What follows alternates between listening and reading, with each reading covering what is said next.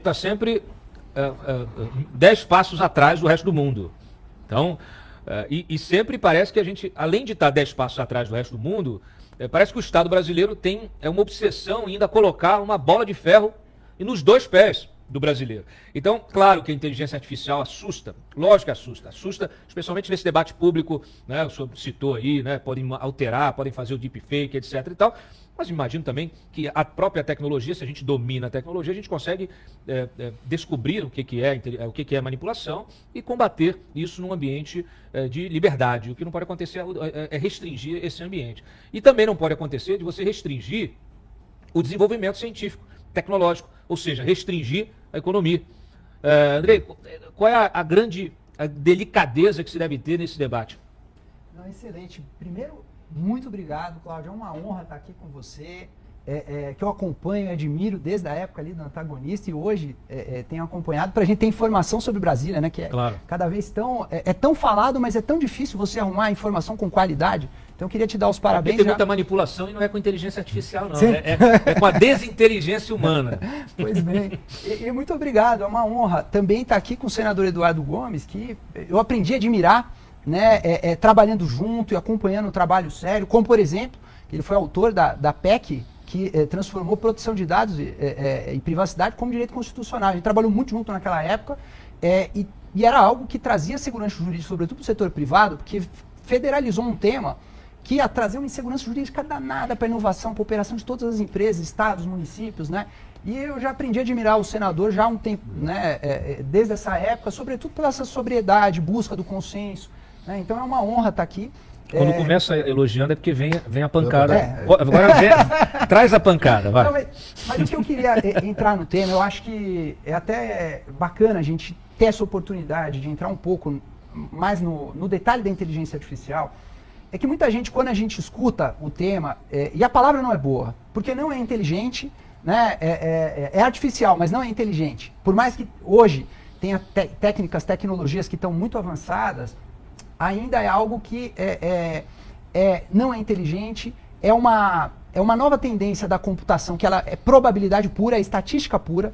A inteligência artificial ela faz correlações, por isso que hoje algumas inteligências artificiais mais avançadas, como a que a gente chama de inteligência artificial generativa, que cria conteúdo, ela alucina, né? A gente diz que ela alucina porque ela gera um conteúdo maluco, porque ela achou que tinha correlação com outro e trouxe. Mas fato é que tem vários tipos de inteligência artificial e ela vai ser essencial, não só para o país, para as organizações, para você entender esse mundo. A gente vive num mundo que, desde que a humanidade existe, a humanidade tem 200, ali, cerca, dependendo da definição, uns 300 mil anos, né? O Homo sapiens.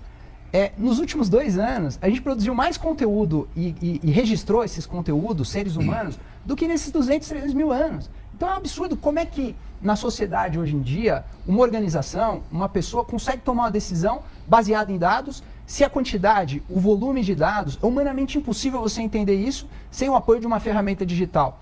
Então, essa é a sociedade que a gente vive e que a gente tem várias inteligências artificiais que estão apoiando organizações, pessoas, a entender esse mundo e automatizar também. Então, por exemplo, são instituições que estão tendo uma inteligência artificial para aprender como é que são os seus gastos, para entender como é que a sua empresa está funcionando, para entender padrões, né? E, eventualmente, automatizar, né, determinadas decisões. Por exemplo, é uma inteligência artificial que está no carro para ver se o padrão de consumo de combustível do motorista, para calibrar ali se o carro vai gastar mais ou menos combustível baseado no padrão de direção. É uma geladeira que começa e pode ter o controle da variação da temperatura que entra no grid, né, da rede elétrica, para ela se adaptar ali e gastar mais ou menos energia também, cruzando com os dados, né, da temperatura, do clima, se está muito quente, mais frio. Então, a inteligência artificial ela vai seja de uma inteligência artificial de baixo risco, né, e que está apoiando você a entender, você a operar, mas você tem uma inteligência artificial que também pode ser usada num contexto de alto risco, né? Então, por exemplo, se você for usar uma inteligência artificial, por exemplo, para ranqueamento de um serviço público ou para algum serviço que está em jogo, um direito essencial, uma liberdade fundamental, opa, peraí, será que essa inteligência artificial pode operar sem nenhuma regra de governança para você garantir, mitigar o risco, garantir que um direito fundamental não vai ser prejudicado? Então, acho que e esse é o desafio. De um lado, você tem a inovação, você tem o ganho de competitividade, né? Que é necessário. O mundo inteiro está usando IA. Sim. O mundo inteiro, as organizações do mundo inteiro estão começando a implementar a inteligência artificial. As cadeias globais de valor cada vez mais estão usando inteligência artificial. E se o Brasil não usar, as nossas organizações vão perder produtividade, né? Então isso está de um lado. Do outro lado, a inovação, né? Da gente também inovar, fazer inteligência artificial para melhorar o país e para exportar. E do outro lado, você tem a questão, sim, de proteção de direitos, de segurança física. A inteligência artificial, ela não opera só, né, em direitos fundamentais do ponto de vista de dado pessoal. Por exemplo, se você automatizar uma barragem de mineração e ter uma inteligência artificial, a gente já viu o que aconteceu sem inteligência artificial em Brumadinho, Mariana, né? Imagina se fosse um sistema automatizado que estivesse ali sem nenhuma regra, nenhum controle, né, um escrutínio maior do regulador. Ou um outro exemplo, uma prospecção de petróleo em água profunda, né, que um sistema automatizado pode dar algum problema ali, claro. Então uma catástrofe ambiental. Então, o que é alto risco? Dê alguns exemplos para a gente. Como é que o senhor está tratando esses riscos aí, essas atividades? Como a inteligência artificial está aplicada em quase tudo que a gente lida hoje, fica fácil dar um exemplo, mesmo que os exemplos sejam mais profundos para um lado e para o outro. Então a inteligência artificial que utiliza o serviço de trânsito, por exemplo, dos aplicativos, das informações, as informações prévias para atendimento ao cidadão, eles são desenvolvidos dentro de um padrão de risco aceitável, até porque se houvesse rigidez com relação a esse tratamento, nós não teríamos um serviço que tenha atendido a tantas pessoas ao mesmo tempo.